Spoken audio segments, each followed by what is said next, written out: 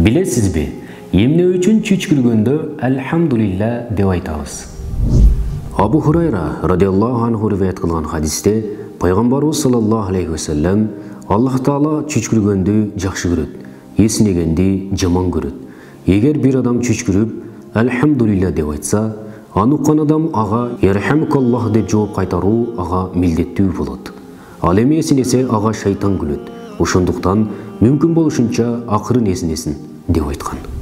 Айша радиаллаху анха риваят кылган хадисте бир адам чүчкүрүп эмне деп айтайын деп сураганда пайгамбарыбыз саллаллаху алейхи вассалам «Альхамдулилля» деп айткын деди. Альхамдулилля Аллага мактоо, Аллахка шүгүр деген маанини билдирет. Эмне үчүн биз чүчкүргөн учурда Аллахка шүгүр дешибиз керек? Анда сөз башынан болсун. Адам чүчкүргөн кезде анын жүрөгү токтоп турат. Секундтун бир канча бөлүгүндөй убакытка токтоп турган жүрөк чүчкүргөндөн кийин гана иштеп кетет. Ошондой эле чүчкүргөн мезгилде бир гана жүрөк эмес, кан айлануу, дем алуу жана бөлүп чыгаруу органдары да токтоп калат. Эгерде адам күч менен чүчкүрсө, кабырга сыяктуу сөөктөрү сынып кетүүсү да мүмкүн. Ал эми аны токтотууга аракет кылсаң, мээ кан тамырлары жарылып кетүү коркунучу бар. Эгерде чүчкүргөн учурда көзүң ачык болсо, көз өз ордунан жылып кетүүсү мүмкүн. Демек, чүчкүргөндөн кийин мына ушундай коркунучтардан аман сактап калган Аллахка мактоо айтуу ар бир адамга милдет.